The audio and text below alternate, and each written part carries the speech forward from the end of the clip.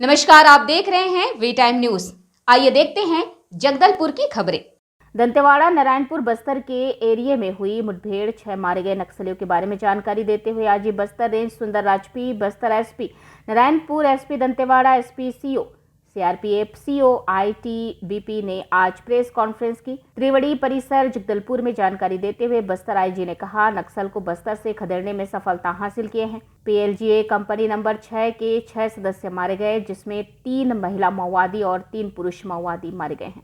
मारे गए नक्सलियों के नाम व पद: एक मसिया उर्फ मेसिया मंडावी, उम्र लगभग 32 वर्ष, निवासी मरका गुडेम, थाना किष्टाराम, जिला सुकमा, धारित पद PLGA company number 6, sniper team commander और platoon number 2, section A commander, PPCM, इनामी 8 लाख। दूसरा जयलाल सलाम उर्फ सैता, निवासी छोटे फरस गांव, थाना फरस गांव, जिला नारायणपुर, धारित पद एसीएम बयानार, एरिया कमेटी, इनामी 5 लाख। तीसरा रमेश को राम उर्फ बौजा, उम्र लगभग 29 वर्ष, निवासी तोयर, थाना मारडूम हॉल, मंदोड़ा, करलाभाट, थाना छोटे डोंगर, जिला नारायणपुर, धारित पद PLGA company number 6, deputy commander, पूर्व बस्तर डिवीजन, इनामी 8 लाख।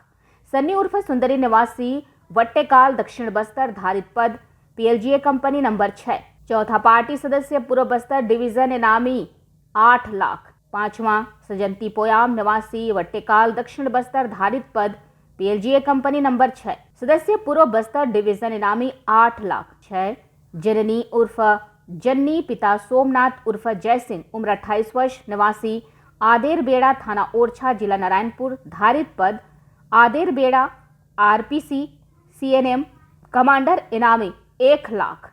लेकिन जिस तरीके से विगत वर्षों में इस इलाके में मालावाई से शुरू कर बोदली, कड़ेमेटा, कड़ेनार, इन सब कैंप स्थापित किए गए थे और पल्ली बरसों रोड को भी पूर्ण की गई थी वर्ष 2022-23 में। उसके पश्चात आवागमन शुरू हो गए थे और लगभग 35-40 वर्ष पश्चात जो स्टेट हाईवे 5 थे वो पुनः उस सेगमेंट में प्रारंभ किए गए थे। उससे क्षेत्र की जनता का भी काफ़ी सुविधा हो रहे थे।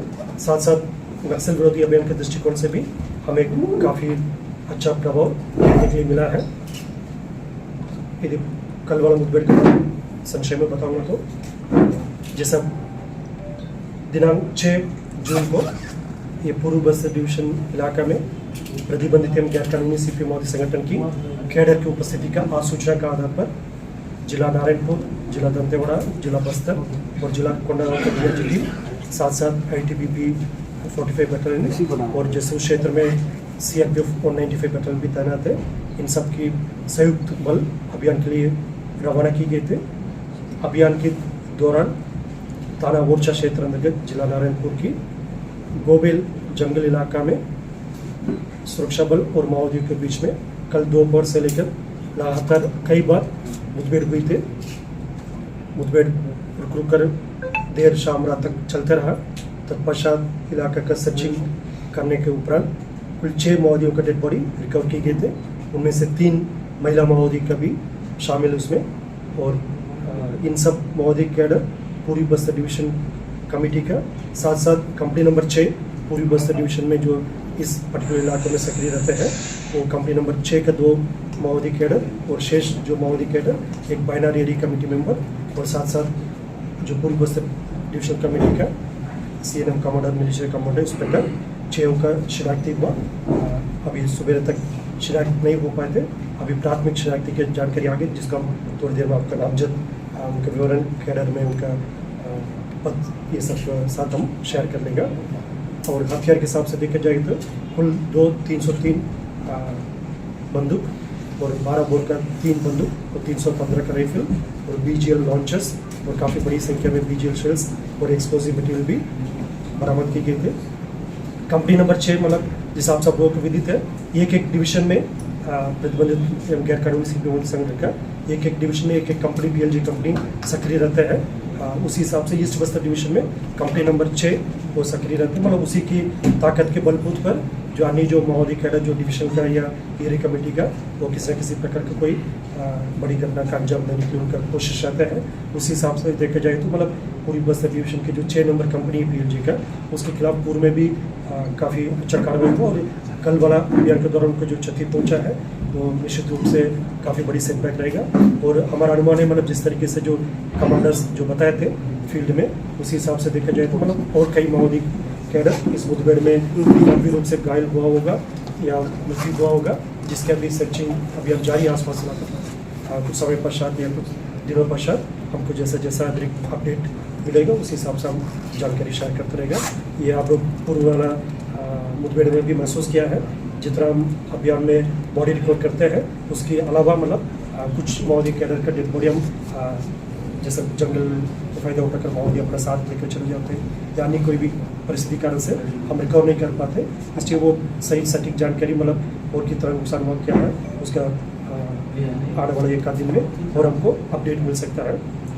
और पूरा बस्तर संभाग में देखा जाए वर्ष 2024 हमारे लिए काफ़ी सकारात्मक रहा। अब तक विगत यदि 5 महीने और अभी इस महीने का जो 8-10 दिन का अवधि का देखा जाएगा, कुल 123 माओवादी कैडर का डेड बॉडी विभिन्न मुठभेड़ के पश्चात रिकवर की गई थे और लगभग 399 उतना संख्या में माओवादी जो हिंसा त्याग करके शासन के आत्मसमर्पण को वनवासी पॉलिसी से प्रभावित होकर आत्मसमर्पण किया है।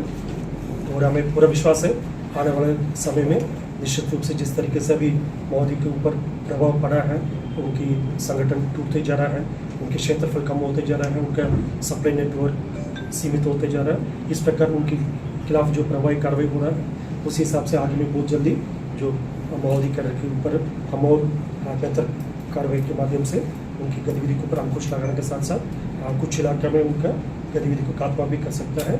उसी दिशा में लगातार संभाग के सभी जिला में कार्रवाई हो ही रहा है।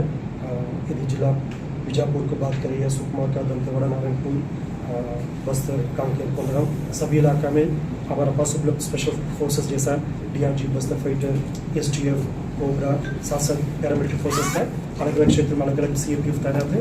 जैसे यदि नारायणपुर की बात करेगा ITBP और BSF तैनात है, दक्षिण बस्तर में CRPF तैनात है और कांकेर में BSF के साथ साथ SSB भी तैनात है।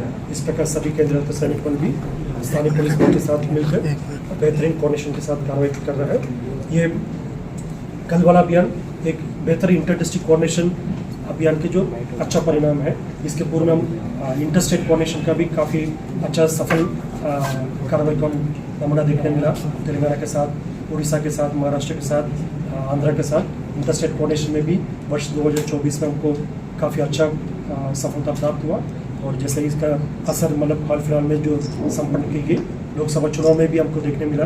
हिस्टोरिकली मतलब विगत लगभग 20-30 वर्षों में बिना कोई बड़ी हिंसा, बिना कोई जनहानि ये संपूर्ण जो प्रक्रिया को कंप्लीट की गई थी। मतलब वर्ष 2023 की विधानसभा चुनाव में भी जो ट्रेंड प्रारंभ हुआ है, जो चुनाव के दौरान मतलब किसी प्रकार का कोई बड़ी वारदात नक्सली अंजाम नहीं दे पाए थे, वो सिलसिला मतलब 2024 लोकसभा चुनाव में भी जारी रहा, क्योंकि उसके पश्चात ज़्यादा हम लोग मुलाकात नहीं हो पाई थी। इस अवसर में मैं उस बात को भी उल्लेख करना चाहूँगा।